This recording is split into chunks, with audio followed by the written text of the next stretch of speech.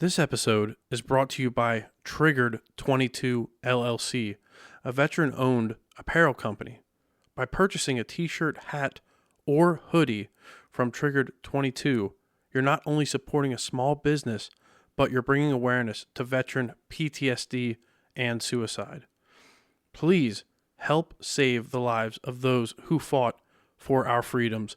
Visit triggered22.com now and place your order.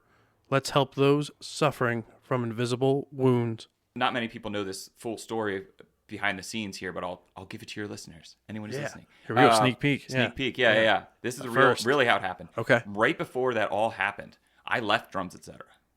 What? Welcome to the American Grown Podcast, hosted by Austin Sullivan. The American Grown Podcast will focus on people from different walks of life and their journey to where they are now. Now, turn up your volume and settle in for a great episode. Hi, I'm Austin Sullivan. This is the American Grown Podcast, recorded inside the Colortech Creative Solutions studios. Today, we have Adam Stec, owner of Drums, Etc. Adam, welcome to episode 52 of the American Grown Podcast. Thanks for having me. I'm super excited to be here and just, representing the shop. Obviously, we got a lot of fun stuff going on coming up in our world as far as the drum world. But yeah, just want folks to know that we're out there, man. And we connected through doing this other podcast, which will come out after this. Yeah, isn't that weird? Super weird. Yeah. We are time traveling here today. I was going to say, we kind of are, right? We are, yeah, a little bit. But yeah. So it's a no-brainer, man. I dig what you're doing here. American Grown Podcast is great, and I'm just happy to be a part of it. Well, thanks, Adam. And I even see you're rocking the wristband too. Oh, I got all the merch. You got man. the swag. The swag. I'm all about it. I've Awesome. been to a couple trade shows, thankfully, like through the drum store, and we'll get into what I actually do and stuff. But long story short, I've been to conventions and different events and stuff like that, and I'm always collecting the swag. Yeah, man. yeah. Either me or a friend will. You got to find a vendor that's giving away a bag. Okay. That's number one. You start out Secure finding a the bag yeah. because you're going to pick up other swag and you need a place to put it all. Right. And you can't wear it all. That's just ridiculous. Right. It is. It'd be too much. It'd be too much. It'd be too much. So you got to start with a bag and then go for there. But yeah, American Grown Podcast, man. I'm excited to be here. Yeah. Well, thank you. And since we teased it a little bit, episode 53 for all the, I'm going to say it, all the nerds out there. Oh yeah. All the cool kids that are secretly nerds, whether you think it's cool or not, it's freaking cool. Mm-hmm. We talk about everything. I think we talk about a little bit Lord of the Rings, Harry Potter, a little bit Star Wars, and then the big thing is Dungeons and Dragons. But I'm just gonna leave it there. You gotta listen to episode 53 You gotta check it out. Yeah. You gotta check it out. It's not just you and me rambling. We got some other great folks that play in a game that I run, and it's gonna be I know it's a great episode. Oh yeah, it was a lot of fun to record it. So they get back to back here. Yeah, exactly, back to back. Adam Stec. So let's get some background on yourself. Who is Adam Stec? Sure, Adam Stec. That guy. Usually referred to as the tall guy. Yeah, that's him. Or Adam from Drums, Etc. It's become my last name now. Okay. It's from Drums, Etc. It's my real last name. Yeah. It's Adam from Drums, Etc. I am a sort of product of Lancaster County. I know we're here in Lebanon, but I am a Lancaster County born and raised.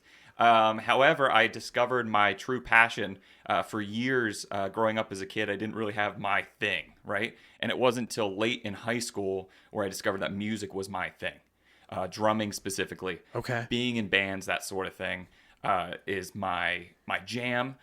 So eventually I ended up getting, to kind of get back to where I got the name Adam from Drums, Etc. Yeah. Eventually I said, hey, I don't want to flip burgers like all my friends are doing right now. Yeah. I don't care if I make money or not. I don't need too much, being a kid, living at home, all that. And so I decided one day I'm going to drive to the place that I love, that I want to work, and learn how they do it. Because I just love the drums. I always thought that I would have something to do with business or entrepreneurship. So I was like, I'm going to drive to my favorite store, Drums, Etc. And I did. And I said, hey, can I, do you guys do shadowing or internships or anything? And thankfully, the guy behind the counter, Shawn said, yeah, we've done something like that before. So let me give you Rick's email. And Rick is the previous owner before me of Drums, Etc. Gave me his contact info. I reached out and said, hey, I'm really interested in this. Can I work for you for free? Whoa. And at the time, Yeah. I thought, wow, what an honor. He's probably going to say no. Now being a business owner, if someone came to me and said, hey, Yeah. I'm really interested in this, I won't bother anyone, and I will work for free, I would love that. Oh my gosh, yeah. You'd be You all know what I over mean? it. Of Right. course, Of right? course, yeah. But at the time, I was really nervous, like, oh, maybe he's not going to want to do this. But long story short, he said, yeah, come on in Thursdays after school. I'm in high school at this point. And so I said, okay, sounds good. So come in Thursday. So I showed up. I came in on a Thursday, worked for 4 hours with the guys, just checking stuff out. Yeah. He very quickly passed me off to some of the employees to kind of get trained and to figure out what the job entails working at a drum store. So I should say, Drums Etc. is a music instrument retail store, specifically focused on drums and percussion. That's our emphasis. We sell guitars, a couple other things like that, but the most common thing that we sell are drums, percussion, and the accessories associated with that. So that is the classic drum set. You go see a rock show, you got the guy back there behind the drum set. Everything he's hitting, everything he's playing with, and snare drum, cymbals, toms, the full drum set, cymbals, hardware, all the accessories, the parts, the pieces, all of that. Yeah. In addition to the percussion world, so obviously you've got all the different hand drums like congas, bongos, world instruments. We're big into that as well. And then like I mentioned, the parts and pieces, that's a huge part of it. All the accessories that come along with it. So that's a big thing. So Drums Etc. It was a drum store. When I first started drumming, I needed some gear, so I went there. I was just like the classic kid in candy store. This is the place. This is the only place I want to be. Right. I need every excuse to come back here. I'm only going to buy one pair of drumsticks. That way, when I shred these up, I have an excuse to come back and look at all the other stuff. Yeah. So long story short, I started shadowing. So this ended up lasting. I didn't realize it at the time, but after my first time, I said, hey, could I come back next week? And Rick was like, yeah, sure. Hey, could I come back next week? Yeah, sure. So I just basically kept showing up to the point at which it was at least, I think it was around 7 months I worked for free. I was going to ask, like, when did... One day a week after school, bell rings, hop in my car, drive to Lancaster. 7 months. Yeah. And it was about a half hour, 30, 35 minutes away from where I lived. Okay. Wow. So where'd you go to high school? Where'd you go? Cool. So I went to Cocalico High School. Oh, okay. So, I know where you're at. Yeah. So northern Lancaster County, Cocalico and Ephrata is really close. A lot of people know Ephrata if they don't know Cocalico School District. But yeah, so I went there, drove from there to the city, the big city. Big city, yeah. And Lancaster, like I said, Lancaster. Yeah, Lancaster, born and raised in Lancaster, and that was the big city. Lancaster was the big city. Yeah. In my mind, sure. I watched movies about New York City, and I was like, wow, that looks like Lancaster. As a kid, Like that was the big city, which is hilarious now. It is, right? Because now I've gone to so many shows, I've gigged in there. You know what I mean? Like Lancaster's not. It's a small, compared to everything else. Right? The actual big cities. But doesn't that drive you nuts real quick when people that aren't familiar with the area or aren't from Pennsylvania will be like Lancaster or here they do Lebanon, and it's like Lebanon, Lancaster. Yeah, it's Lancaster, it's Lebanon. It's just and being in the music industry, it happens every time there's a big act coming through town. You know, whether if they're playing, say Lancaster, they're playing at Tellus or what was the Chameleon Club was the big venue there. Yeah. That's no longer there, but the bigger acts come through and they're like, thank you, Lancaster. Oh, no. And like you literally audibly hear locals being like, it's Lancaster from the back. Yeah, exactly. Boo. Even though they're like the biggest fans, they'll be like, boo. Yeah, exactly. Exactly. Yeah. Yeah, that was the big city for me. Like that was a big deal to travel there and do that. But like I said, being a kid, I was just excited to be around it. So I did that, and eventually someone left. So it was actually the guitar tech at the time had gotten another job and was leaving the shop. And then who's the boss going to hire? Someone who's fully trained and knows the processes that we do and can literally jump in tomorrow, or throw the call out there, or look through a stack of paper applications. I just put myself in that situation. So that's what kind of led to me starting, eventually work my way up, and then we can get into where I am today. If you want to go through the whole thing, we can do that. But that's basically how I got my start with Drums Etc. Okay. And where I started to kind of build up my name and my street cred in the industry for sure. In the industry. Yeah. So it all started out, in high school. You were into percussion, into playing the drums, into band and things like that. And I guess you probably played like under the Friday Night Lights and all that stuff. Funnily enough, no. Really? No. Yeah, that's Oh, a big assumption. And I've sold so much gear and I've signed so many people up for students and encouraged people to pick up the drums. I was not, and I'm not from the school band world. In third or fourth grade, whatever it is, when you go to audition and you can play in the band, Right. Yeah. I wanted to play drums then, and I got it, and I went to one lesson, and I quit. So Whoa. So I show up to the lesson. The first kind of 15 minutes of the lesson was just rights and lefts on a practice pad, just smacking a slab of rubber on a table. Okay. Not the drums. In my mind, this is me processing. Yeah. That is not the drums. I want to play the drums, right? Right. So we do that, and then the majority of the lesson was playing on a bell kit. So this is what a lot of schools do now, and I'm not, out here criticizing. I'm just bringing this awareness Yeah, for people. educating. Let people know. Of course. Yeah. A lot of what happens is, with the school systems, Calico and a lot of surrounding areas, most places, you don't just start playing drums. You start playing practice pad, which is sticks, which would translate to the drums eventually. But they also want you to learn notes and how to read music and that sort of thing. And so what percussion instrument is that? That's where you get into like the xylophones and stuff like that. So you get what's called a bell kit, which we refer to as a bell kit, which is, a little glockenspiel type thing. Yeah, yeah. And that was most of my lesson. And I'm like, wait a minute. That's not the drums in my mind. That's not the drums. Yeah, what is So I went that? home and I was like, Mom, I quit. She's like, no, well, maybe, and one thing led to another, and I actually just stopped going, and then I quit and did not pick up the drums, like I said, until high school. Till later on, yeah. Late ninth grade, and it was where I learned how to play the drums. Was in a basement and in a garage. No way. That's where I learned how to play. That's phenomenal. I did not learn in a classroom. I did not learn from an instructor.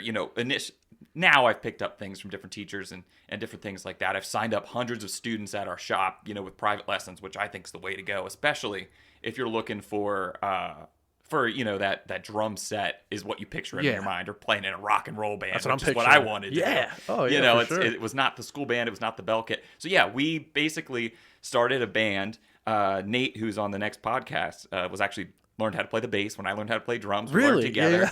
Yeah. And that's cool. And it was that kind of organic, like, let's start a band. And like, our big show was not Friday Night Lights. Our big show was not this recital. It was the talent show.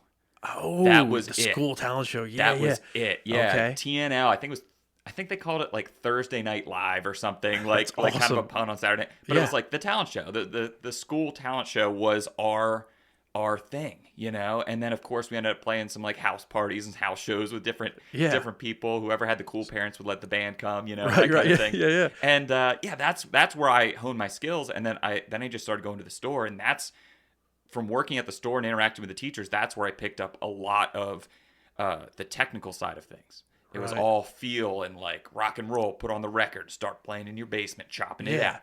Yeah. That's where I started to learn. So I have that background, which is very uncommon in my industry, or the industry for drums, etc. And in general, music stores, especially having such a profound lesson program like we do, to have someone that's kind of steering the ship a little bit that started off with just pure passion and willpower is not common. Yeah, but it's really neat because then, like you said, you have that passion. And I think that goes above and beyond, just lessons you can learn. Because sure, you can learn to play the drums, but to be passionate about it, to be obsessed with like drums, percussion, the music industry, which I feel like you are. It's not just maybe a passion, maybe an obsession of like, this is what I love to do, and this is what I want to teach people and educate them on. So you went from, in the basement, in the garage, sure, playing with Nate, he's going to be on episode 53, Dungeons and Dragons podcast coming up. Having your own kind of band, and then all right. So you said drums, etc. I love supporting them. I love shopping here. You're young, still in school, and you go and say, I'm going to work for free. Was it Rick, I think you said was the owner? Did you think you're crazy? Or like, what was his response like when he called you up and said, hey, come on in and work with us? Yeah. No, he loved it. He loved it. And I think he recognized my ambition. Okay. And a lot of people love to say that they're ambitious, but really ambition is measured in actions. And it's like, what are you doing right now to change your situation? What are you doing right now to put yourself in the room, to get in the conversation that you want to be in? A drum store like ours rarely hires people. I worked there before I became owner for close to 8 years. And in that time, a couple people had left, but only one person really got hired that stuck around. It's like Yeah. With small business, as you can imagine, it's not necessarily, like all family members, but it usually turns into that because it's like with 4 or 5 people, we can make this happen. And if those people are happy and stay, it's hard to get in the door. Right, for sure. So that's what I observed before I showed up. And I said, look, there's no way they're just going to hire me. They don't need another guy just to be there. But maybe someday they will, or I'll just go and steal all their ideas, and maybe someday I'll open up my own. Do your own thing. Yeah, do your own thing. And I'm totally fine with saying that because it's just like, what opportunities do you have in front of you?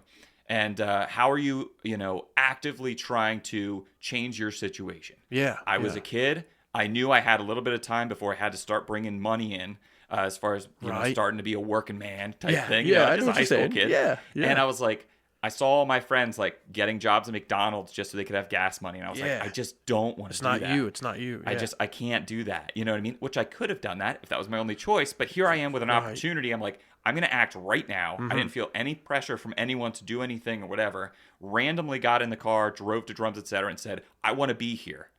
And that can really lead to a lot of things, open a lot of doors for you. Yeah. Oh, it's so cool. And you kind of created your own luck, like you created your own opportunity by offering, hey, I'll work for free. I'll do whatever you need, And I feel like, for the younger people listening that, maybe they want to get into graphic design, maybe they want to get into drums, maybe they want to get into, whatever it is you want to do.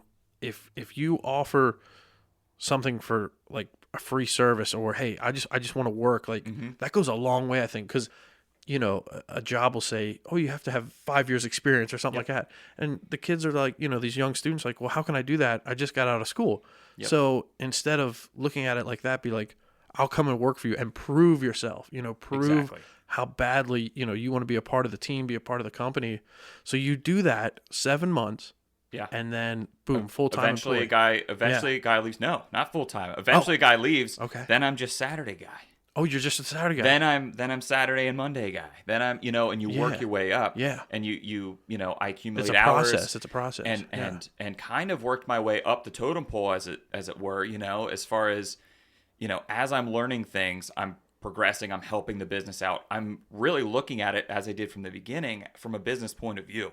What's my job? My job is to help this guy make money so that he can grow this business, and if the business grows, that helps me. And what you were saying about for younger people and everything, I had this kind of thing taught to me and instilled in me that like while I was in high school, that age or whatever, or growing up, that like know your value, like you are so valuable, like if you do something for someone and they want to pay you, like just say thank you and accept it, and you have But I think sometimes when that is pushed on you a little bit too much, you start to view things as, and I don't want to say entitled because I think that word's overused, but you start to view things from perspective that someone else owes you something, and you absolutely are owed nothing. And that is the best way to live a happy life, is to give to others and not expect anything in return. Yes. Is not to expect the accolades or expect something to be given back. You know what I mean? For sure. And I think that the way that I was viewing things was so different from anyone else I talked to. My friends, relatives, family members were trying to put the pieces together. Like, what are you up to? Yeah. What are you doing? But in my mind, obviously, I know that I'm valuable. I'm a hard worker, this and that. I was like, I'm willing to, for a time, give that away to this company because I know I'm going to get the experience and the knowledge right back. Yeah. And even if the door closes and he says, you know what, don't come back anymore, he can't take that knowledge I've gained back from me. Yeah. And that's what I needed at that time, was really insight into, is this really what I want to do? Mm-hmm. And then the tactical knowledge of having that experience, I can put that on a resume. For sure. If I need it. Yeah, it's huge. It's like, I worked here for this long, whatever. Right. And you've proven yourself for all the time. So now, how did Drums, etc., like what year did it start? And let's get like, where is it located? What's the address in case people want to stop by? Yeah. Let's back up. So Drums, etc. opened in 1985 by Rick Hamilton, the original owner, who I ended up purchasing the business from. He started it with a passion for drums, with help from other music stores, with help from contacts he'd made. He was a drummer. He wanted to be a rock star, but he's like, how can I find my own avenue in this world, in this industry, to make a little bit of cash, to make it happen? And he started it in literally a room probably as big as this studio. As a studio? Literally this big. Yeah. And at the beginning, he didn't even have enough product to make it look like a store. So he took all his own stuff and put it up on the wall with prices. No way. So like his drum set was hanging up, was up on a shelf. His cases were all permanently had tags on them. And then he would take it off the wall when he had to gig that night or whatever. That's awesome. You know, and he really just had a passion for it. And I think that's probably, you know, before I even knew this about his story, that's why he recognized something in me, you know, just the passion to make it happen. We always say that around the shop, like, you just got to make something happen. So he did that, grew it. That was on Plum Street in Lancaster, for those of you that might know that. Just this hole-in-the-wall place. Things like a sandwich shop or something now. It's like really small, really you know? small, yeah. Then he moved it to Queen Street, which is like dead center in the middle of the city. Parking situation's horrible, rough part of town. Like, you know what I mean? But anyway, he moved it there, got a little bit more space. And what he did simultaneously, because he's got that business mindset, is he looked for places that had apartments above. There's a lot of that in Lancaster, especially the more historic buildings. It'll have like a first floor store type retail space and then an apartment above. And what he did is he would work in the store during the day. At night, he'd be renovating upstairs, rent that out. That rental income paid for the space downstairs. Nice. You know, that idea. Yeah. You know, that idea. And he's very much a self-made man in that regard, that he built all of this for himself, built it up, moved to Queen Street. Eventually, where I come into the picture later, for about 20 years, from the year 2000, 2001-ish, 2020, it was on this at this location on New Holland Avenue. That's when I started in 2014. So towards the later end of that stint. So it lived there for a long time, and that was the big showroom, the fancy flair era. We had an entire room, literally this big, full of just cymbals. Oh, wow. You know what I mean? Like, just one product has an entire room. That's like, pretty nice size room for one product. It's absolutely, it was insane. Overkill. That was the era of wow. You know, that was the era of let's just get as much as possible of excess. Of like, they have more. Let's go there because they have more. I see what you're saying. Right. Now we're in the era of curated selection. We're in the era of handpicked. Yeah. We're in that sort of stylistic realm. In addition to having that trend of wanting that expertise in a specialty shop kind of thing. Right. You also get, in combination with that, the rising prices of things for people right now. It's tough. It's tough to buy stuff, especially a lot of these materials we're talking about, like cymbals. Let's use that for an example. Okay. That's raw materials. That's brass and bronze. Most of the cymbals are bronze. So that just costs so much nowadays that the prices are going up. So now that, in combination with this, handpicked, we only have 4 different options for you. It's kind of great. And it's kind of working in our favor a little bit. Long story short, with the New Holland thing, that's where I came into the picture. And then he moved the store to its current location, which is on Lititz Pike. 2503 Lititz Pike is where we are now. Anyone who's familiar with the area, it's the straight stretch of road that connects Lancaster City with Lititz, Pennsylvania. Yep. So it's right in between there, a little bit towards the Lancaster side, across from the sandwich factory. People know that around town, if anyone's listening from there. Food's phenomenal there, by the way. I've been there a couple times with clients for Colortech, and shout out to all the Swifties listening, with the Eras tour. Mm-hmm. Yeah, I caught you there saying air. It was perfect. Hey. The air, this era. The era. That era. It was perfect. I guess it's just instilled in all of us. I can't say that I was jamming to Swift on the way in, but no, right. We gotta have this podcast pop somehow. Right. Maybe this will be it. The Taylor Swift podcast with guest Adam Stec, and everyone will be like, "What? Oh, they mentioned it. They mentioned some clickbait. No, they mentioned it in there. They mentioned Taylor Swift, but anyway, so we're at that location now. But like I said, we're an ally to musicians in Pennsylvania, let alone just our small community. We are a drummers pro shop, technically, which is, like I said, very niche, very specific. But just like a lot of your listeners have different hobbies, just like any other hobby, like golf, like, cycling, there's these places that you can go where that guy or gal behind the desk has that experience, can tell you what the difference between this and this is going to find you the best value for your money right now. Yeah. That's what we specialize in. Gotcha. That's what we do. It's like the cream of the crop. Like, if you want the best percussion, the best drums, if you want to talk to somebody that has that experience, that has that knowledge, you go to Drums, etc. Yeah. Or, hey, we're just starting out. We don't know anything. What is the best value for my money right now? We're nerdy. Yeah. We're so nerdy about the gear that there's times where, every company, I'll say this goes for all retail and, with competition. This is something that I've never, not that I've never heard it said, but I think that people don't think about this when they're buying into a brand. everyone has the best. Everyone's always going to say that we are the best. We have the best. I'm not talking about drums, etc. and other companies. I'm talking about Pearl drums. I'm talking about Shure microphones that we're using. Right. Shure microphones. Yeah. They say this is the best. We are the best at this. We have all the best products for every single budget. They have the absolute best. You're not going to find a single thing on their website that says this is the second best microphone for this budget. Right. That's never going to happen. No. So as a small business, as a specialty shop in particular, what we have is our impartiality. That's what we can offer up. That's what we can give to customers, to people looking to buy stuff. Or people looking to just chat about drums. We can give our impartiality. You can walk in the store and I can say right now, if you've got $500 to buy a full drum set, that set over there is better than that set. Yeah. And here's why. This detail, this detail, this detail. And it could be used versus new, which we deal in all sorts of different things as far as that. We trade stuff in, we buy stuff. It could be that value, or it could be, no, this is a brand new Pearl set. This is a brand new Tama set, which are just a couple brands. And I could say, no, this Tama set, they just actually upgraded their hardware, which is all the stands and the wing nuts, all the things that'll wear out over time after 10 years or whatever, that kind of thing. Yep. And I can say, that's why this is better than this. It's not worth, a specific, it's not worth mentioning even by the company, because that was probably just a weird facility factory defect, or they had to switch it up. But I can tell you that wing nut is going to strip out probably, 3 months before this one. And that's where we get really nerdy about the details. But that's the kind of value you get when you go to a specialty shop. Oh, for sure. For all the listeners, I did a little bit of research. I looked up on social media and on Google. I always like to use Google Maps too. Always use that for reference.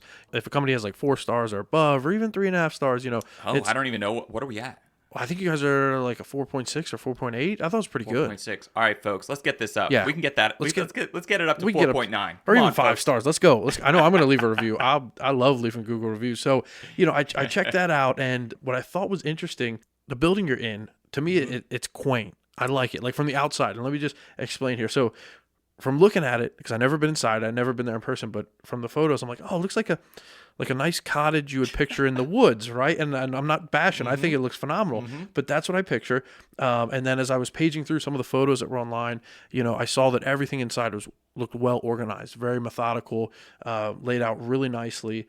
And I noticed there was like some high top tables, looked like a foosball table, maybe like an arcade machine. And again, I don't know if these are old photos or not. Right. But there's a mixture on there. I was going to say, paint like the picture for the listeners as they walk in. What are they going to see? What do you have at the store? Yep. Yeah. Here it is. It looks like a cottage. You're right. It looks like straight out of a fairy tale. It's really bizarre. It kind of does, yeah. It's really bizarre. It's a building that we're currently located at. Like I said, I tell customers this all the time. This will not be the last drums, etc., because we're constantly expanding and another changing era. Things. There's going to be another era for sure. Next, drums, etc. era 5, if you want to call it that, as far as locations, the 5th era of drums, etc. is going to be wild.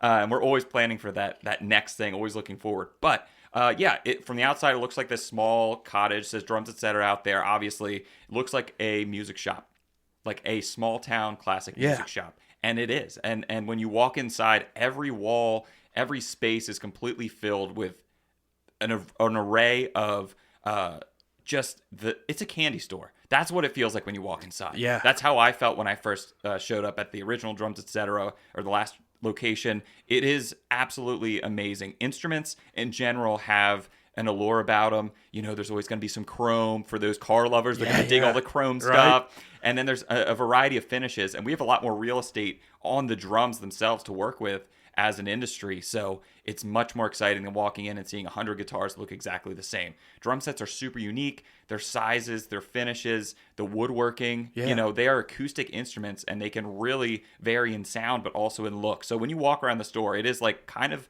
a whimsical getaway kind of feeling. Yeah. And because we are expanding and always growing our stuff, like I said, every square inch is covered. So you can spend an hour, 2 hours easy in the shop and not see everything. Not even joking. It's kind of wild. That's the look I got from the photos, and I think, like you said, a candy store for drummers, for musicians. I think that perfectly sums it up, because it just looks like such a neat place. But from the outside, you're like, oh, this is quaint. You think like a nice quiet, like you said, fairy tale, and then you go in, it's like, boom, we got drums, baby, let's go. Exactly. And we always have lessons going on, so we got a guitar lesson room right when you come in. There's drum lessons going. It's constant, always music chaos. And we joke, we joked before this show and at the last show that I'm really loud. Yeah. I think it's because I work at a drum shop. That would make sense. I'm telling you, Adam, you know what? This is my quiet voice. Is that your quiet voice? This is as quiet as I get. Man, I'm not we're good at almost whispering. peeking out. We're almost peeking out. I'm not good at whispering.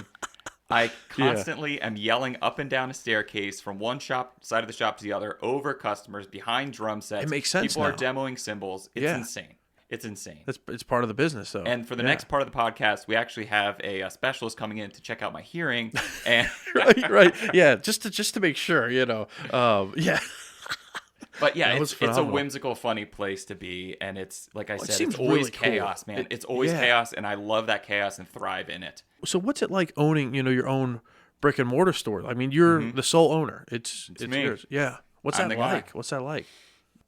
It's interesting because I guess real quick before we just jump into that, I can tell you kind of the to finish the picture of to bridge the gap please. between me Yeah. being some dude that showed up and working there to the owner.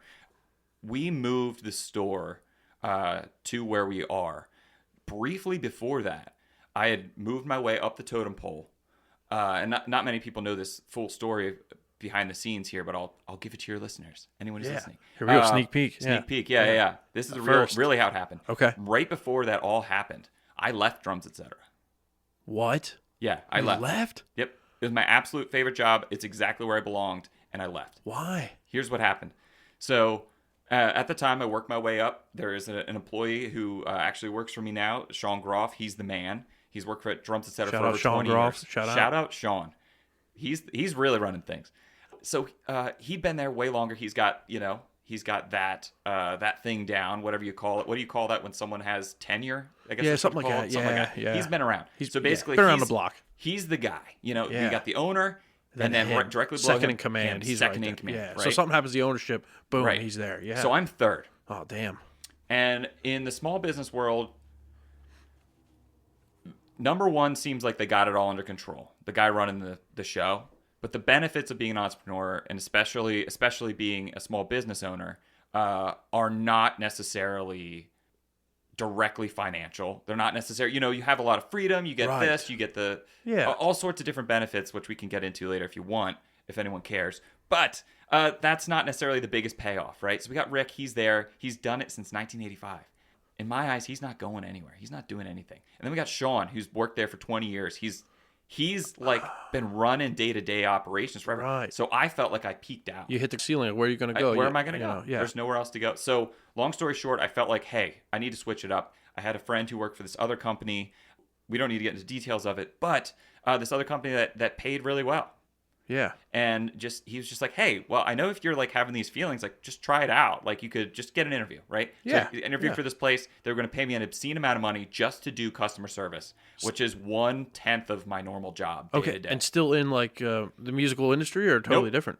Kitchen supplies, Whoa. So totally like different. gas totally left field. ranges and like Yeah. pans and pots and complete. But I said, for that amount of money, Oh, I'll do it. anything. Okay. This is the hard Good lesson amount of learned. money. Yeah. This is the hard lesson learned. Do not chase money. Chase happiness. All right, people. We need to redefine success, because, financial success is not everything. It's not how you should be making your decisions. The world is plentiful. There's an abundance of ways that you can do what you love and build it into what you want to do. And that's the entrepreneurial mindset I've had for years, but I completely set it aside because I wasn't being fulfilled at my job. Yeah. And it was kind of time to make a decision. So I chased the money. I went over there. I lasted 6 months before I quit. 3 months of that was training. Oh. It was literally answering chats and answering calls. Geez. I would and after you do one thing, after you make one call and someone's mad because the company hides the phone number on the website, so by the time they call you, they're really mad. After you do that, you hang up. You're like, phew, now what? And your manager turns to you and says, do it again. And you answer 90 calls in a day. Oh. Whoa. 90 calls in a day. That's gonna wear on you. Oh, it broke my soul. Yeah. And there I was sitting in a cubicle, and I was like, what is going on here? I got to get myself out of the situation. This is not in my nature. But I'm so glad that I did it, because I got to experience the corporate side of business structure. I got a lot of knowledge out of that. I learned a lot about training and about self-awareness and things that I wasn't going to get where I was originally at the shop. Yeah. And so I'm so glad I did it. And I think that is a good thing and good advice for people. I hope my employees aren't listening. But that is a great thing to do if you really feel unfulfilled. go see what else is out there because Right. you don't know if that's your passion or this or that.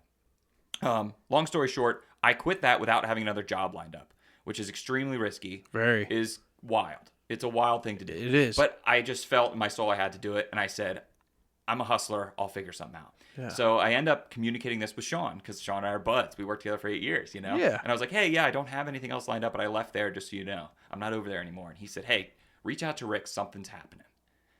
So I did. Okay. And Rick said, I can't believe you just called. Adam, I'm going to hire you. I need your help to do this, this, this, and this. And I was like, what are you talking about? What's going on with drums, etc.? It's been the same place for over 20 years. What could possibly be happening? And he said, I'm turning this drums, etc., which is our old shop now, into an apartment building. Whoa. He owned the property for years. It was time, this huge multi-million-dollar crazy project he did. He put, here's an idea of the square footage we had in the old shop. Yeah, please. Now, it had an apartment upstairs that different employees had lived in over the time. We had, 7 or 8, I think 8 different lesson areas, lesson rooms. Wow. Separate. We had an entire second floor where we would host events and clinics and stuff. Huge showroom, an entire shipping dock. It was intense. A band practice space, which thousands of people, in the area know us from that space. Yeah. We had the PA system and all the drums, everything in there for bands to come rent out. $15 an hour, and they could rent and have band practice there. Yeah. Make some noise because we could deal with it. So this huge place. There is now where the old drums, etc. sits. It's called 550 Lofts, and it has 22 one-bedroom apartments in it. Really? That's how big That's this place huge. was. Yeah. That's huge. Yeah, that's how big this place was. So he has that project going on. He said, Adam, to be honest with you, I don't know what I was going to do. I'm so glad you called. This is like the universe answering my prayers, Yeah. So he's going to handle that. He's got that whole thing under wraps. He says, I need someone to come in here that knows what they're doing to run essentially a liquidation sale to get the inventory down and then move the store. And then after we moved the store to a new location, which he was still looking for at the time, which ended up being our current location, then I need someone to come back here and rip this place apart. They need to be handy. They need to be able to salvage everything because we're going to auction off all the interior stuff. I'm talking light fixtures, railings, whatever, track scaffolding, ceilings. whatever, right? Yeah, every got everything. Every nut and bolt, because then the company's going to come in and knock everything down, clear it all out. Yeah. So then he hired in this company to do one of these auctions, one of these kind of silent auctions online to get rid of all this stuff. So he needed that sort of jack of all trades, and I had all the skills. So he hired me back. I ended up coming in. Yeah. I was after having nothing. And then knowing that was my passion, I need to get back in that industry somehow. Shooting a text over to Shawn, getting the call with Rick. He hired me. I was making more than I made when I left there because it's a bigger project. Oh, yeah. I was back where I belonged. And now I have this huge project ahead of me. Long story short, I ran this huge sale, condensed the store down. As I was selling stuff, condensed the store down. I was ripping the... unscrewing and unmounting all of the slat wall, which is now in our current store. Oh, that's cool. I cleared out the old store, I Yeah. took it down, we took it over and put it up at the new shop. Yeah. And we did that, had the auction, and we were back up and running at the new location 2 days after we moved. 2 days? In 2 days. We were only closed That's for 2 phenomenal. days. Yep. Wow. And we were back up and running. Okay. And so... Wow. So there's a lot to unpack there. So, you leave your dream job because you saw that the chance to move up, it wasn't looking good. It wasn't looking good. So, your buddy in the sinks, faucets, whatever it may be, it sounds like, customer service, and he says... He said, hey, come work for this company I work for. They pay ridiculous. I don't know what's wrong, but before they realize that there's an accounting error, come over here. Right. So again, chasing the dollar signs, which, again, I feel like a lot of people, especially younger 20s and even early 30s, anybody would, right? I mean, if the money's good enough. Yep. But then, shortly, within 3 months of training and 3 months of sales, you're like, this is not for me. And again, kind of making your own luck, reaching out to Shawn. Yep. And then, boom, the pieces fell right in place for you. Exactly. Like you know what I mean? It all came together. Yep. So, like you had mentioned, some of the benefits about like owning your own business, it's not always the money or the payment. I would agree, because I feel like if you own your own business, you can set your schedule. Like you can bust your ass, work really hard, and not take a single day off, or you can work hard, get that work-life balance, right, that everyone's chasing after. Absolutely. And you can live more, I don't want to say fulfilled life, because some people love what they do. And if you love flipping burgers, you love like doing, whatever you love, do it. But, owning your own business lets you be creative, lets you kind of chase whatever dream you may have. For What sure. What are your thoughts? Yeah. Yeah, my thoughts on this are that everyone needs to be really careful. The life of an entrepreneur is not glamour. Yes, we have I've got the freedom of schedule. I can come here and do this kind of thing, right? Mm-hmm. But I can't tell you the last time I worked only 40 hours in a week. Like, I can't. It's unheard of, really. I can't process that. Maybe the same week that I went on vacation a couple days was when I only worked 40. Right.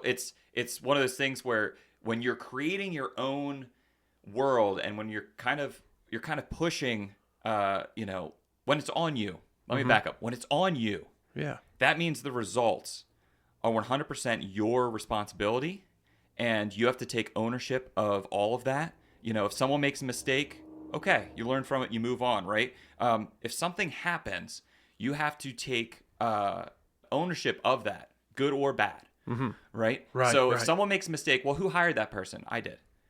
Who trained that person? It was me. You know what I mean? So it's all on you. When it's all on you, you get some benefits, but you also have the real responsibility of keeping it afloat. And you have that pressure. It's at risk, right? It's at risk, exactly. Yeah. I do want to mention though, right now being an entrepreneur is really trendy.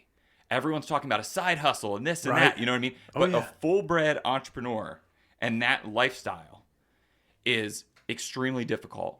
It is extremely lonely. It is, get out of it what you put into it, but you got to put a heck of a lot in to make your future look the way it wants to.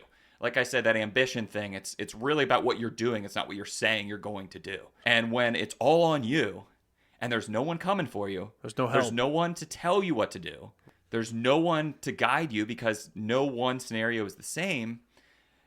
You just have to try things and you fail a lot and you learn from that and you just keep pushing forward. So right now, like I mentioned, it's super trendy to be an entrepreneur and to, do this, but it's not for everyone. And for those people that are self-aware enough to know, no, I don't want to worry about all that. I don't want to stress about that. I don't need to feel that pressure.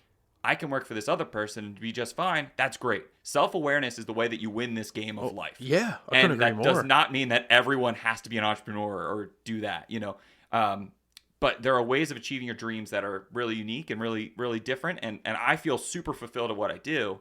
And it's a really, really profound thing that it hit me is it's not the financial success. It's not even just the freedom. I really wake up and enjoy what I do every day. And that came out of me doing those ambitious things, but more importantly, me being self-aware of what I get out of it. What fulfills you? What fulfills me? Yeah. Oh, that's huge. Couldn't agree more. And to kind of No, go ahead. No, let's take a drink. Let's take a sip. Let's take a sip. Yeah, let's take a sip. We can't. We probably shouldn't plug. No, this. They don't pay for this advertisement. Here, how about peach tea by Drums, etc.? Yes, Drums, etc. Peach tea. Get yours today. Phenomenal. Delicious. I need to go now. Reach out to an iced tea facility, and I'll get this out before the podcast. All right, let's do it. We'll have it available. That'd be phenomenal. That'd be great. Yeah. It's got to be some in Lancaster. Yeah, I'm sure. There's a lot of those places. But just to kind of like cap on my story, because I'm sick of talking about myself. I'm not used to this. No, you're doing great. But so here I am in the shop. I just moved the store over. I did all these things for Rick, making stuff happen, and then he offered it up to me. He said, "Hey, would you be interested in this?" Whoa! So you move everything over, and literally within a couple of days or whatever, he's like, "Boom! Yeah, do you want to take over?" So it wasn't a couple of days, but yes. But long story short, I eventually ended up getting that offer, which I did not expect at all. I was set to have everything moved over and to just work until September. Yeah. Once September's over, I'm out of the job again. And what year was this? This is 2021. Oh, wow. 2020. Yeah. Oh, yeah. This is masked. So I ran a liquidation scale. Yeah, liquidation sale. I didn't know that Trying part. to count the amount of people that are in the door. Oh my God! Distance people. Right, 6 Everyone's feet. Wearing masks. Holy insane! Cow. Yeah, it was insane. That's a whole story in and of itself. So, yeah. So wow. Yeah. So you get through COVID. Yep. I mean, COVID's still happening when all this is happening. Yeah. So that was the end of September. I was out of a job, right? And he said, basically, I was like, yeah, tomorrow's my last day, just being like, thank you so much. Like, thanking him. Good night, everyone. Yeah. That kind of speech. I got like, you. Right. We're always going to be friends, but like, thanks for what you did for me to Signing get me off. through. Yeah. But now I got to get my act together. And he said, hey, do you have anything lined up? And I said, no. I said, I got like this sales thing that someone recommended. Someone has a family member over here that might be able to get me in, just like sales jobs or whatever. Yeah. And I was like, I don't have anything. He's like, you know what? I'll keep you on until you find something. Yeah. Which is extremely generous of him. This is Rick Hamilton, by the way. I don't know if I said his full name. Rick Hamilton. Incredible Shout out to Rick entrepreneur. Hamilton. Yeah. Seriously. Owner of 550 Lofts. He is a true role model for me. But basically, he was going to keep me on until I found something else, which is unheard of, and I was so thankful for. But I did not want to waste that time. So I did what I could, made some sales, did this and that. So that's September. In October, he offers me the business with plans that January 1st, it's mine. I'm in. I say, yes, let's do it. And then he says, okay, let's try to get this done in 2 months. Wow. That's crazy. And it escalates so quickly. Keep in mind that we have over 40 vendors. Each one of them has a credit department. Each one of them has processes to even be able to qualify me so that I could continue to purchase from them. Yeah. They don't care that Drums Etc. has been around for 35 years. They don't care that Rick is recommending me. They want to look at my financials. I need starting cash. I need to have my act together to be able to take this over and get that. So there were a few accounts I had to get. Luckily, we were able to work. So we're calling, schmoozing, doing whatever we had to do to make this all happen. And we hustled. In 2 months, we basically got everything ready to go to transition into my name. Wow. And I was exhausted. I've never been that exhausted. I was saying, what was the emotion like? Oh, it was insane. You had to be high as a kite. Oh my gosh. You know, it went from I'm going to be unemployed tomorrow to this is my dream to how are we going to actually do this to it's not working out to maybe I have to abandon this to okay, is there a way? You know, and we just pure willpower pushed through it and got there. Got it done. And then January 1st is just around the corner. This is December. Okay. Shops hopping with people buying Christmas gifts and everything, right? And then the government came out with another wave of the PPP loan for small businesses to help them because all the COVID stuff's going on still. Yeah. So he said, hey, we can do this and do the transition into January, or if we wait, I can take advantage of this loan, which is there to help businesses because we were all hurting. We were all like barely getting by. Oh, yeah. I'm with you 100%. It was created for this type of scenario. And he's like, or we can wait, and then you can take over in April. Okay. On April 1st, April Fool's Day, mind you. Oh, no. On April, that had me nervous. Right. But on April Fool's Day, you can wait until April. We can get this other round. He can pay off all of his bills that he owes these people. It would give me a little bit more money in the bank to start off. And so I said, okay. So here I am, like, ready to take off, listening for the gunshot, ready to run my Sprinter race. stance, I had all this new tech. I invested heavily into a lot of new upgrades for the shop for day one to try to, like, start a new, fresh kind of modern business, you know? And then it was like, hurry up and wait. And I waited for another 3 months before I took over. And you just and no one knew. You just abided your time. I just bit my tongue. Yeah. And that was rough. I bet. The hurry up and wait of that was rough. But eventually, on April Fool's Day, that's the day I still took over. I'm waiting for him to come and be like, it's all big joke. Be like, psych. Yeah. Psych, exactly. I took over. I took over. And that's congrats. And I'm a little over 2.5 years in now. And it's the best. I love it. What a and story. It's What it's pure chaos. Yeah. But still, I mean, you won't have it any other way. What a journey like you've been on so far. It's crazy. And I mean, you're definitely living your dream. Yeah. One day at a time, just trying to position myself, leverage myself into that next position as far as like, what can I do better? What can I do better? And that constantly growing things like the store, I'm growing the business. Obviously, I want people to buy some stuff, but I'm really focused on branding. Yeah. And a huge part about branding is that, marketing, it builds brand, and advertising builds sales. I'm focused on brand, which doesn't involve any more money. It just involves people's perception of your company. So I'm focused on that, and that is another challenge that can be tough. It's necessary in today's environment to have the social stuff together, to do all that, and I love doing it. But like I mentioned, that's not generating more sales. So it's like I'm splitting my time between that and operations and purchasing and paying the bills, everything. So that's where that's crucial. Where I'm at. That part's crucial. So let me ask this real quick. So So Rick is out of Drums Etc. completely. He is technically still teaching 2 days a week. Oh, he's still teaching. He's a teacher. Okay, well, I have that question coming up. Okay, so hold on. And now your sole owner is Shawn still second in command? Yep. Nice. Shawn's still there rocking it. Phenomenal. Do you have anybody else like working for free? Did anybody follow your path yet? Interestingly enough, I've had a couple people do that.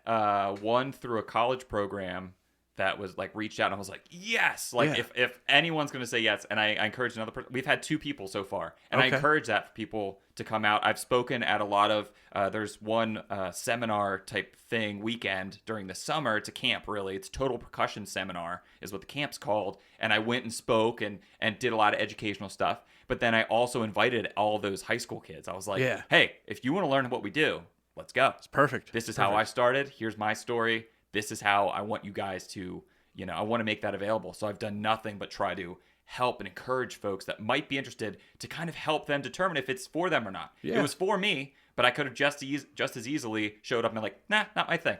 You mentioned Rick still teaching lessons. I was on your website and I was checking out that you offer drum lessons at your location. So how does that work if people want to sign up? I know, like my stepdad is big into drums. He has a whole set in the basement and everything. But like, how can people get lessons? How does that work? Yeah, come in the shop or sign up online, whatever you want to do. We typically book a week out. We get you up and running. We do private one-on-one lessons, which means you can really get focused about what you want to do. That is what I wish I had when I was in 3rd grade. Poor 3rd grade Adam had to wait, 7 years before he would pick up the sticks again. And I wish I had all that time to get better and to meet people and to be in the industry, start bands, have fun, you know? Right. Not boo-hoo for me, but I'm just saying that it is an alternative, and actually, in addition to normal school lessons, is very, very effective. A lot of the kids that we have that are also in school, they're the kids getting there's only one person that plays first chair in the jazz band. Those are the kids who are taking private lessons in addition to what the school is the minimum requirement, that kind of thing. So there's that. But then there's also folks that have just always wanted to do it. We have, I think our youngest student ever was 5 years old. We try to start at 7 because there's a lot of homework involved, Yeah. But I think our youngest was 5 years old, and this kid came in and just sat down and kicked like AC/DC rock beat. And we're like, okay, this kid's got He's something. got something, yeah. And our oldest student, I believe, is 78 years old now. Oh, that's great. Just starting. Years old. Just starting out. Just starting out. You're never too old to pick it up. You're never going to be turned away. It's always a welcoming environment. The drum community specifically, let alone the music community, but the drum community specifically is so supportive. It's amazing. It's a beautiful thing to watch. I love being around it. Whether it's someone got their first kit and we post a picture up, people are, oh, welcome to the club, this whole thing. Yeah. Or it's like, seriously, you should do this. You can do this. It's amazing. So encouraging, for sure. So encouraging. So we have lessons, private lessons, like I said, with different teachers every day. I've got six different teachers right now, doing different things, at home lessons, in store. Okay. But just reach out to Drums, etc. If you're interested in it, and even if you're not from the area, let me know. I'll hook you up with someone that is in your area. Also on your site, I saw you have a video podcast on YouTube, Drum Key, I believe it's called. Drum Key. That is the podcast where we talk about everything drums, drummers, and drum industry. That's my podcast voice. This is a podcast, but clearly I ramble. If you like this chaos that you're listening to right now, you'll love Drum Key, where we interrupt each other all the time. No, but it's very nerdy, specific to drummers. So if you're not a drummer, you might not love the whole thing. The beginning portion of the show, I have 4 different segments where we get into details. We got a segment that's called Crank It Up, Turn It Down, which is basically I come up with a drum trend, like, I don't know, wearing specific shoes while you're playing the drums, which affects how it feels, right? It's funny things like that. Yeah. Wearing specific shoes, crank it up, turn it down. And if you dig it, you crank it up. If you really dig it, you crank it up to 11. That old spinal tap, kind of like crank up the amp. Yeah. Or if it's not your thing, turn it down. Turn it down. And that's cool. And then we talk about why. So there's like that. And then I have... I love that. Another segment that's called Drum Industry News. And we talk about stuff going on. Whether that's... and it's industry stuff no one cares or talks about, that we now are bringing to the forefront from being a retail shop. We have such a unique perspective that folks don't have. If there's a trend coming up or something like that, if there's stuff behind the scenes that are being released soon that we can kind of tease that. Yeah. We can talk about what's happening in the industry, like trade shows, different things like that, and what it's really like from our point of view, which is something you don't normally get. Yeah, it's like almost like behind the scenes. Behind the scenes, exactly. Putting a spotlight on, like you said, new technology or new equipment coming out. So where else can, like, it's on YouTube, but is it on Spotify? It's on Spotify. Okay. Yeah, it's just those 2 right now. Okay. It's going to be on everything, but I'm fighting with the Anchor to put it on Gotcha. all platforms. I'm not as fancy as American Grown Podcast. Yeah, we're on everything. Come on, You're on now. I know. If you need help, maybe I don't know if I can help, but yeah, I well, don't use Anchor. I'm currently fighting it, but anyway, Okay. Spotify, YouTube, it's really fun to watch. We Perfect. film everything, and that's really where you get the most value out of it too. Yeah, but yeah, we got some other segments. There's one called Hall of Fame. Obvious, we induct different products into the Hall of Fame. Oh, talk nice. about how they're legendary or they're game changers. There's another one called Quick Question, because every single time someone comes into the store and says, "Hey, quick question," it is not going to be a quick answer.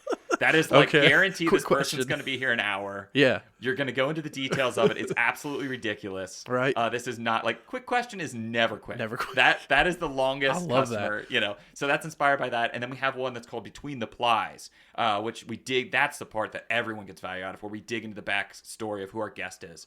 Whether they're, their involvement in the music industry, whether it's retail or whether it's they're a rep for a company traveling. Okay. Yeah. But a lot of guys, came in off the road touring, and they talk with us and they tell us about their that's journey, cool. share stories. So that, and I cut it up too. So if you want to check out Drum Key Podcast, the Between the Plies section, and that's a play on words because drums are made of plies of wood.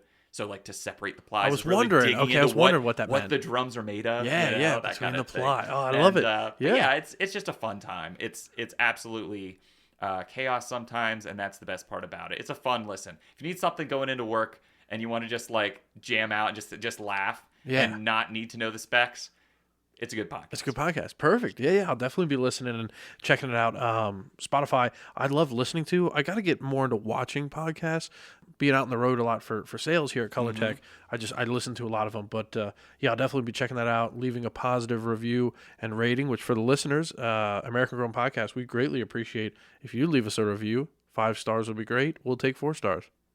Please. We'll take it. We'll take it. We'll take anything. We don't really. want We'll take any anything below rating. that, no. Yeah, no, right. No, and give your stars based on the host, because I know I'm rambling. Give your stars based on the host. You're phenomenal. This oh my gosh, this is a great thing that you're doing. I love it here. Thank you. Appreciate guests like you and getting to meet new people. Like, yeah, it's a lot of fun. So what I really want to hit on now too, I mean, we've learned so much about drums, etc.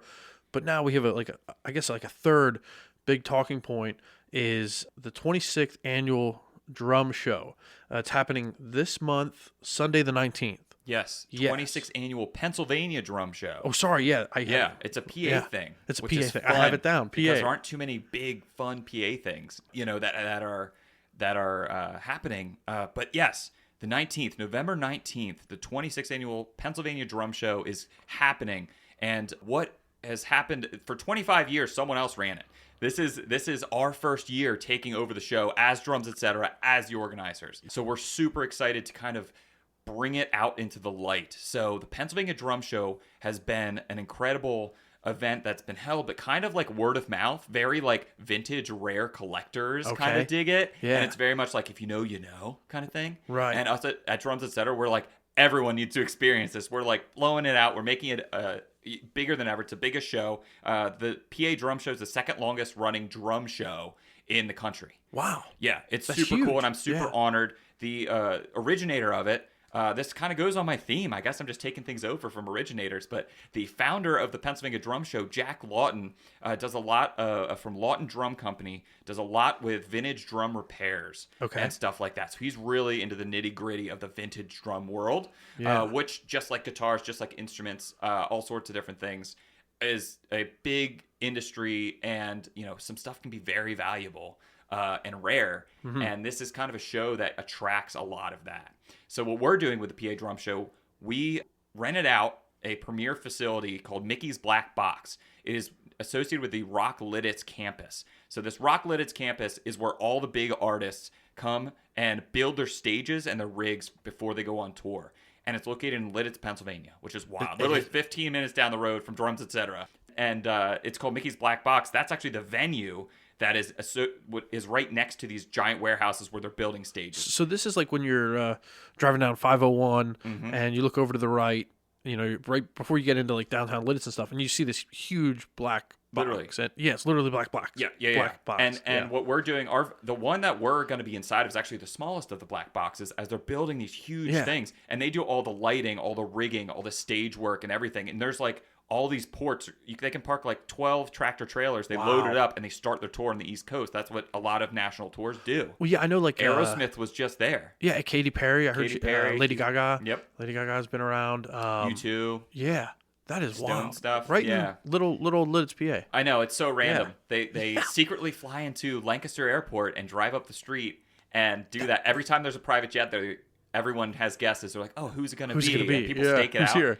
Yeah. That makes so much sense, though, But because it's the super airport's cool. right there. Yeah. And there's a couple companies that are in there, like Claire Brothers Sound and Tate Towers does all the rigging. Okay.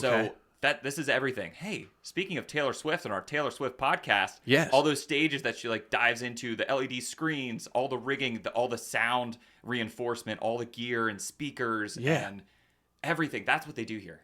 They set that all up. They have these giant warehouses where they set it all up in, and then before they go on a tour, whether it's a stadium tour or whatnot, they load it into tractor trailers, start their tour, and they meet the artist at the venue. That's crazy. And set it all up. Yeah. It's amazing. So that's the campus that we're holding this on, which is perfect for musicians and stuff like that. So Mickey's Black Box is actually a venue.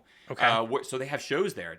But because they're associated with these people, kind of built it. Michael Tate, who's Mickey's Black Box is one of the founders of the company. I don't know if it's like a Disney reference. I'm like, where's that coming from? No, I'm glad you explained that. No mice involved. Right. But yeah. So he's associated with that. This is his venue that they built up, and it's got the best sound, lighting, all that stuff. Yeah. So the PA drum show, it's actually not a concert, but we are using the space for the concert. We're using the balconies for vendors. We're using the floor.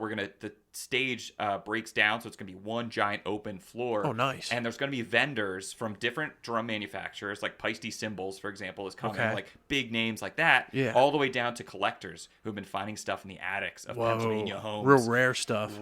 Stuff you never see. Whoa. Yeah, stuff that's literally never been seen before. So we've got all this going on. All these vendors from all over the country. I've been coordinating with them. We have 30 vendors this year. In addition to that and the opportunity to see and buy and learn so much about the drum industry, we're going to have a drum circle happening out front at 2:00. A women's group called Boombada is a hand drumming group that's going to be performing at 3:00. And then at 5:00, we have a drum clinic, which normally drum clinics are, $10-20 to just get in. And our event is $5 to get in. I saw that. Yes, it's only $5 to get in. Yeah, you can't beat that. There's going to be a bar there, bar for drinks, not alcoholic or non-alcoholic, whatever. Yeah. There's going to be food. The venue's selling food. Then we're going to have a drum clinic with a very well-known drummer, Pat Petrillo, who's an incredible educator. Played on a lot of Broadway shows, does a lot of the hired gun type of gigs. Okay. And so he's going to do an educational thing to close out the event.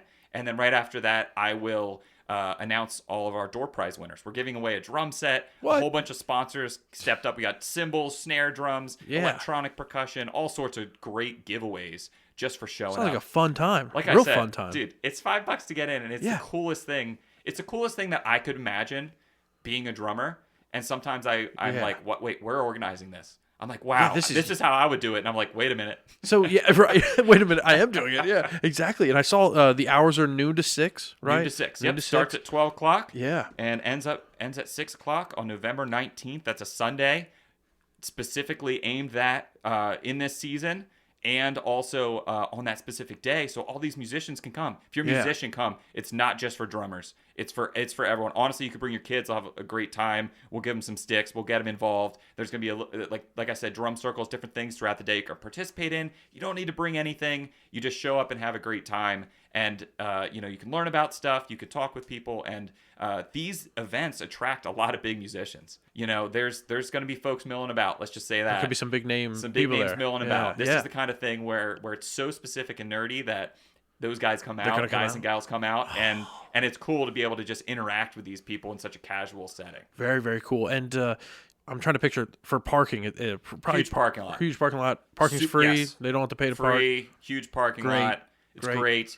There's food available inside. There's bars. There's a Rock Lititz hotel, which is all themed around rock and roll music. That's where the artists stay when they come there. Yeah. It's like you could have a whole getaway weekend. This is road trip worthy. Right. That's how I classified it. It is road trip worthy for sure. Yes. Or if you're like me and you're like, wow, this sounds expensive to do all this or whatever. Yeah. Yeah, it's $5 to get in, and then there's just Sheetz right up the road. Right. Get your $2.99 hot dog deal. Come on. This is a cheap road trip. Just exactly. Fill the car up with some 88 gas. Right. You have a great time. This can be a budget road trip, too. On a budget. I was just going to say on a budget for sure.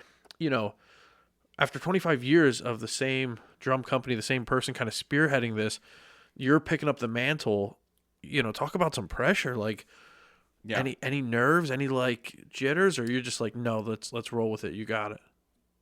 I feel pressure. I don't feel stress. That's how I feel about it. Okay. I have a lot of people relying on me, but I am kind of used to being in this environment, and it's one of those things where when you have some momentum going and you have an opportunity pop up, you just pick it up and you keep on trucking. That's like how I have been going for many years now. And this opportunity came up, and Jack Lawton, I literally reached out to him to be part of the show, to sling some T-shirts. Yeah. It was just an opportunity. I just reached out. I was like, hey, I haven't heard anything about the drum show this year. We'd love to have a booth as drums, etc. Maybe we could sell a couple T-shirts. I was talking with Shawn, and I was like, yeah, we can make, if a booth's, $50, $100, whatever, we can make more than that on a few T-shirts. Let's do it. Let's go. And then he's like, oh, actually, I've been doing this for a long time. Last year was my 25th year, and I'm thinking about kind of pulling the plug on it. And then I was like, oh, wow. And I didn't go to, we'll take over your show, sir. No, it wasn't that at all. Yeah. I hit him with an email back, and I said, hey, Jack, thanks so much for responding to me. I appreciate your time. If you have any advice, we've been talking about potentially, if we ever decide to do a show of our own here in Lancaster, like maybe a little Lancaster drum show. Yeah. Like, I would love any advice. Thank you so much for your time. You've been so nice in translating this. Thank you for leaving this incredible legacy that everyone can build upon in the drum world. Thank you for doing repairs. I mean, he's a household legendary name in the world of drumming. So many of our customers are like, oh yeah, I went up to Jack to get this repaired, and he works closely with Ludwig drums and companies to bring back vintage finishes. Like, he's involved, right? Yeah. So I basically thanked him for his service to the industry for so many years, because he kind of seemed like he was kind of backing up. And then he hit me back with hey, let's talk. And then he's like, one thing led to another, and I was in the parking lot of a Home Depot, and we talked 2 hours about ideas for the show, and I was just asking him generic advice if I would want to do something like this. By the end of the call, Drums Etc. is now the presenter the guy of the Pennsylvania Drum Show, 26th annual. It's happening. We can use the name. He's sending me vendor lists. Like, we're making it happen. It's legit. So he's a very good salesman. I'll give him that. But when an opportunity like that happens, I don't know how it's going to work out. I don't know what we're going to need to do. I don't know what challenges are going to be along the way. That's when you say yes and figure it out. That's where I'm at, man. And we are getting close, and I'm very, very confident and happy with how things are turning out. This is going to be the biggest thing Drums Etc. has ever done. Congrats, man. Phenomenal. I'm excited for you. Yeah, it's going to be great. So, this is recorded on November 1st. Episode's going to come out Wednesday morning on November 8th. And then for everyone listening, Mickey's Black Box, November 19th, Sunday, noon to 6 p.m. Come on out. $5. You can't do much for $5, let alone something this cool. It's a really unique experience, and the idea behind the entire thing is that there's something happening all day. So you come early in the morning, you can stay and participate in everything going on during the day, or you can leave and come back for the end and then watch the clinic, learn something, watch an incredible drummer perform. We're going to have his kit set up. He's going to be playing and performing. Wow. And then at the end, you might win a drum set. Who knows? You might come back with some new with a new hobby. Seriously, yes, exactly right. And you can get lessons at Drums Etc. That's it. We're right up the street. Perfect. So now, what would you say in life you're most passionate about? Most passionate about? It's just people, man. That's it. And it's crazy for me to say that, because I was a very antisocial kid growing up. Yeah. And I would not, this entity you're talking with right now. Right. No way I would have said that that's going to be me in however many years. I didn't call people on the phone. I didn't want anyone to contact me. I would ask other people to do things for me. I would avoid opportunities when they came up because I didn't want that pressure or responsibility. Yeah. I didn't want to get a job that had to do with money because I was scared I was going to screw up someone's change. I didn't want to deal with people. I didn't want to deal with money, and I didn't want to have to sell anything. And I got a job at Drums Etc. doing all of that and more. But the people that you do along the way make up for it all. Even answering angry phone calls, this and that. Then you talk to one person, and they can completely turn you around. To see the joy on a kid's face who just learned his first beat and is ecstatic to show you, and he's in there wailing away on the drums, Right. and it's okay, and everyone loves it. Yeah. Or to see them perform in a recital that we would like coordinate with the shop where they're playing with a band. That's how we do recitals. Okay. We don't just have them play along to like a track. Like it's not like a piano where you just go up and the kid's Oh, playing on wow. snare drum. No, we'll hire a band and Yeah. get the kid to sit Legit. in with the Yeah. band and rock out. It's amazing. That is to cool. see that is so rewarding, and I absolutely love it. But truly, as far as the career is concerned, I'm doing what I wanted to do, and that's really based on my decisions and my incredible. I'm so grateful for the opportunities I've had. Like I said, I've had something to do with trying to get myself in the right position, like you're generously offering up as far as like the reason for my success. But it's absolutely just, I had an incredible upbringing. Thank my parents for raising me a certain way, and just after you kind of take that first jump. Mm-hmm. And that first, put yourself out there and see what happens, and it comes through for you. That's the addiction that continues and continues, and then you just start attracting more opportunities. The PA Drum Show is just another one of those things that came from being okay and willing to put myself out there, and then talking with people, learning about them. So it's super important, not necessarily who you know, but how you interact with those people. We're tight now, and I didn't know you more than, a couple weeks. I know, just a couple and hours, now I'm like, really. Dude, we're best friends. Let's go grab drinks. I know, I need to It's come down. great. Oh, man, I'd love to get drinks. Be at the drum show. Yeah. Yeah. Yeah, seriously. And so it's important. People are important. You're right. Those moments, those little moments make it all worth it. Make all that time you put in, all the blood and the sweat and the hustle that you do. It's those moments, and they go a long way. So what are the items you brought with? Tell us a little bit about them. I see like a pink paper. You got a coffee mug. Yeah, so I'll talk about this. This is my original. Oh, I got to give for the ASMR. Yeah, there we go. This is paper. This is the receipt from the very first drum set I bought. Really? I kept it. You kept it all this time? Yeah. So like I said, I started way later than I wanted to. Started working at the shop in 2014.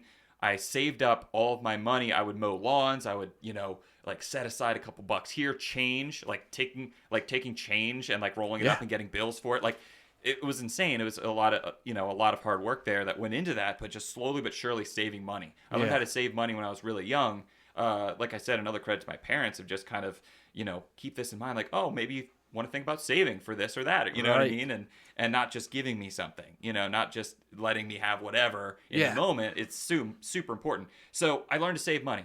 And I talk about this with kids showing up, and they're like, Mom, Dad, get me this. I'm just like, hey, man, what are you doing later? You want to, work or mow a lawn, or like, an allowance is great. Like $2 a week to take out the trash. Like, I think those are good things for parents to do. I'm not telling anyone how to parent the kids. Do whatever you want. I don't have any kids. Do whatever you want. But that really impacted me and taught me this saving, and then I could get what I wanted for that money, that kind of thing. So long story short, this receipt means a lot to me just because there was a lot of work that went into this, and it's not like I just got some, beat up little kit for $20. The total after tax was $741.95. Holy cow! Which I saved up from literally $2-3 at a time. So this is over a long period of time. You worked hard. Very long period of time. Yeah. And I hang on to things like this. And I'm so glad I kept this. This is all folded up. It was just in a drum bag I found. I'm like, I'm so glad I have this because this is like just reminds me of patience. And I think that's such a huge, important lesson to learn.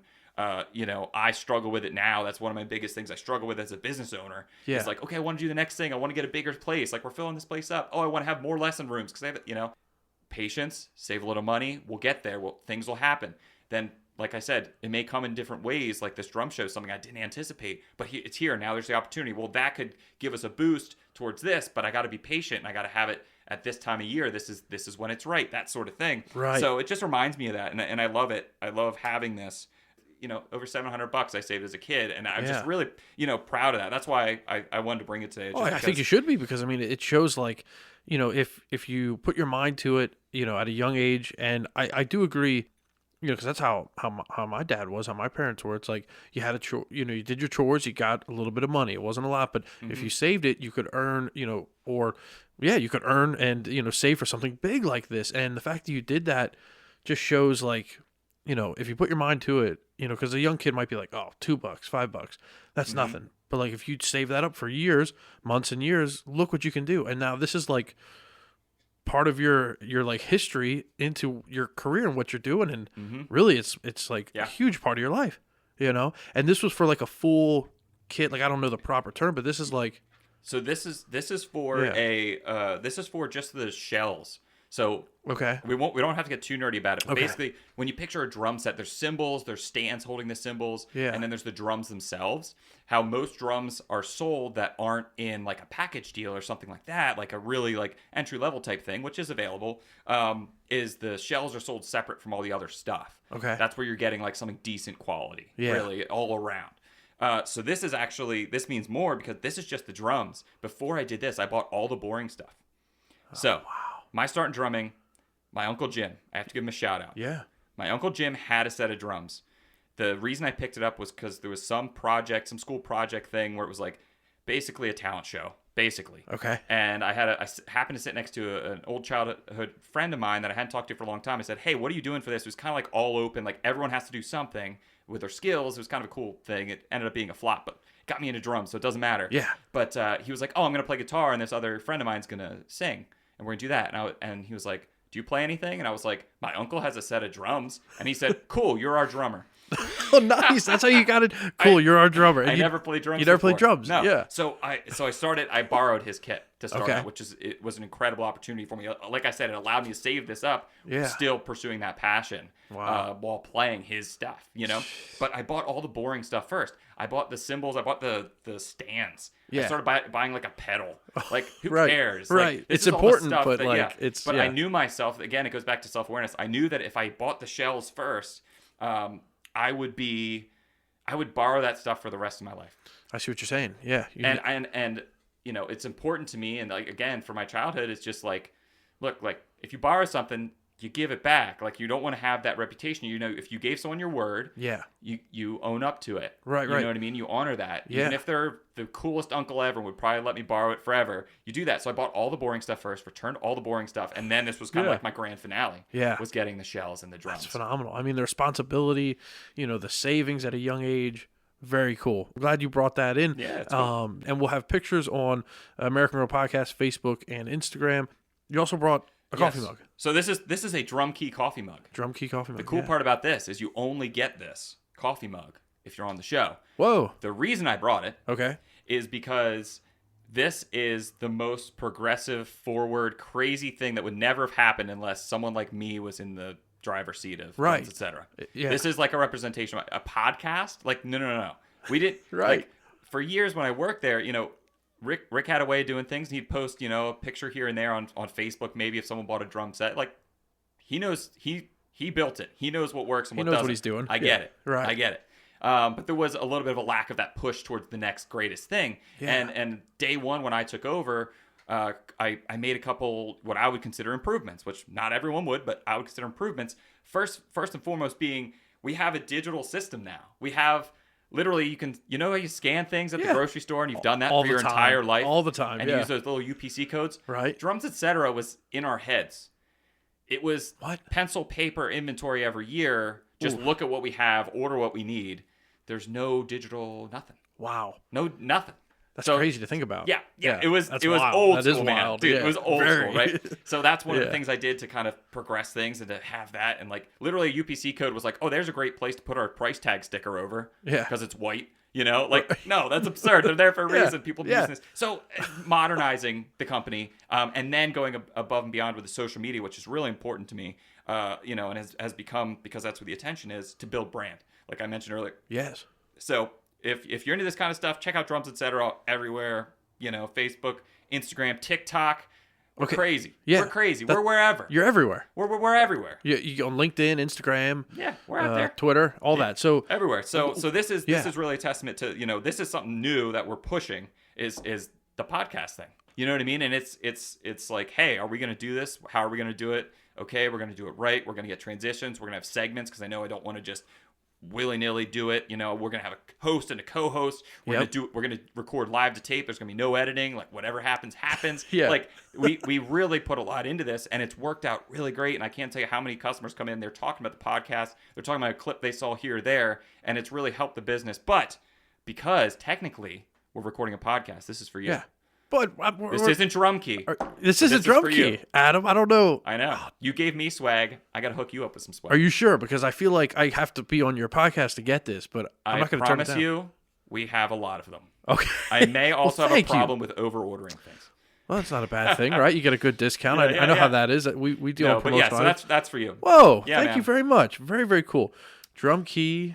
That's my own it. coffee mug. Wow. Yeah, So it's just a- you just can a only drum get key. this by being on the It's true. podcast. You're the only one, yeah. I'm the only outsider. You're the only outsider. But we're technically talking about drum And key. we're on a podcast. We're on a podcast. I figure we're close enough. Wow. So yeah, my next question is how can our listeners connect and follow along with you? But I mean, you touched on all the social medias. Is it all drums? Drums. It's et all cetera? drums, etc. All drums, et cetera. Drums, ETC. Perfect. That's it. Yeah. The Drummers Pro Shop is our full name, but you don't need that. Drums, etc. We should pop up. If we don't pop up, that's my own fault, and we need to hustle a little bit more. There But you yeah, go. you should be able to Google us or whatever. Yeah. Find us everywhere. I'm not doing Twitter right now. Shuffling some things around. Not doing Twitter, but I'm doing everything else. Everything else? Cool. You know, especially TikTok, with what yeah. we're doing. What we're doing, it's gonna be a lot of podcast clips right now. There's gonna be a lot of educational stuff. That's huge. We do educational events. I record it all. Yeah. I clip it up. We've got a lot of that. If you're in the music industry, you're gonna love it. If you're not, you're still gonna laugh because we're a bunch of idiots. You have fun. You have fun. You enjoy life. Sure. Wow. I gotta ask you then. How do you find time to like sleep if you're doing all this? Right. No, Just a random question. Like, yeah, no, that's really important to me. Yeah. I find time. Yeah, no, I'm good. I get good sleep. I'm not worried about it. The beauty of running a music store is that no one's gonna show up basically before noon. So our normal hours are 11 until 8 at night. We're a shifted schedule because that's when nice. musicians are around. That That's makes when sense. musicians are doing things or headed to the gig here and there. You know, you got to be open till 8 because of this, you know, and people are taking lessons later, you know. So I've adjusted to that schedule. But yeah, it's just a matter of getting organized, being disciplined, and making it happen. And that's something I'm working on every single day.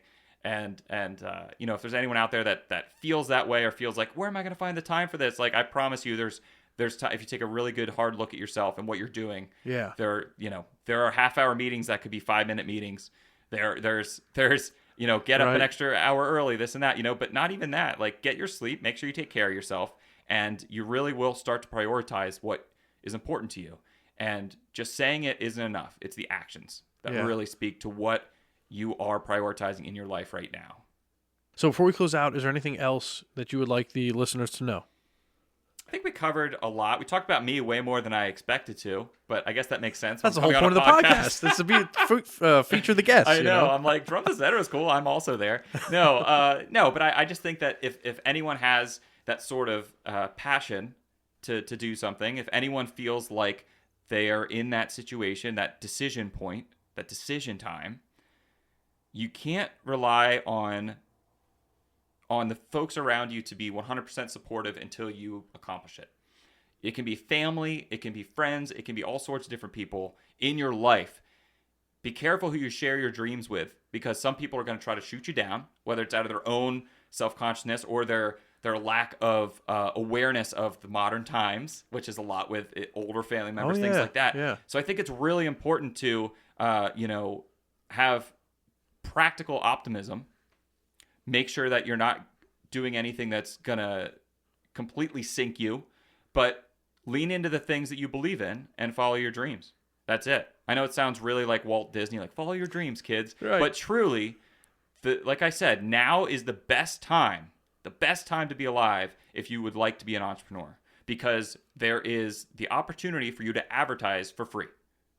Yeah. Organic social media is free. Right. People complain about it, this and that. Like, there's all this stuff.